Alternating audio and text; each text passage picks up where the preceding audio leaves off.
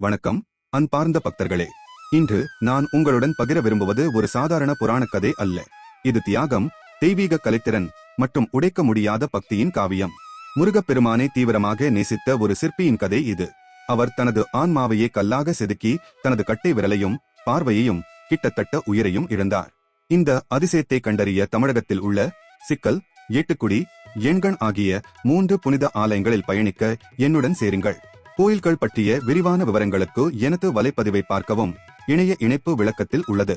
அந்த சிற்பி தமிழகத்தில் உள்ள புறவாச்சேரி என்ற கிராமத்தைச் சேர்ந்தவர். அவரது முதல் தலைசிறந்த படைப்போ 6 முகம் கொண்ட முருகன், மயில் மீது கம்பீரமாக வீற்றிருக்கும் அற்புத திருவுருவம். ஒவ்வொரு விவரமும் உயிரோட்டமாக இருந்தது. 6 வெளிப்படையான முகங்கள், 10 சக்தி வாய்ந்த கைகள், கருங்கல்லில் சிறிய விரல் நகங்கள் கூட. இந்த சிலை சிக்கல் முருகன் கோவிலில் பிரதிஷ்டை செய்யப்பட்டது. இது ராஜ்யத்தின் பெரும் பொக்கிஷமாக மாறியது. சிக்கலில் சிவன் கோயில் தேவார பாடல் பெற்ற ஸ்தலமாகவும் திருப்புக்களின் ஸ்தலமாகவும் உள்ளது. இங்கு சூர சம்ஹாரத்திற்காக பார்வதி தேவி முருகனுக்கு சக்தி வேல் கொடுத்தார். ஆனால் சிறந்த கலைக்கு ஒரு விலை உண்டு. இன்னும் இப்படி பொன்னான சிலைகளை வேறு எங்கும் செய்யக்கூடும் என்று அஞ்சினார். அவர் தனது ராஜ்யத்தில் மட்டும் இப்படிப்பட்ட சிலை இருக்க வேண்டும் என்று விரும்பினார். அவரது குரூரமான தீர்வு, சிற்பியின் கட்டை விரலை வெட்ட உத்தரவிட்டார். அவன் கலை முடிந்தது. இது நம்முடைய சில்ப முனியை நிறுத்திவிட்டதா? இல்லை.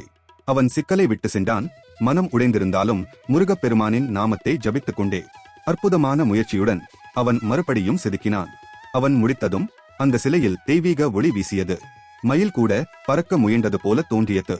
அவன் எட்டி பிடி என்று அலறினான். அதை பிடி என்று அர்த்தம். அவன் அந்த தெய்வீக மயிலின் காலை பிடித்தான். அதனால் அதில் ஒரு கரை உருவானது. அந்த இடம் ஏட்டுக்குடி ஆனது. அங்கு அந்த அற்புதத்தை பார்த்து ஆச்சரியப்பட்ட அரசன் 2ஆம் சிலையை நிறுவினார். ஆனால் அரசனின் பொறாமை அகலவில்லை. அவர் அந்த சிற்பியின் கண்களை தோண்டி எடுக்க உத்தரவிட்டார்.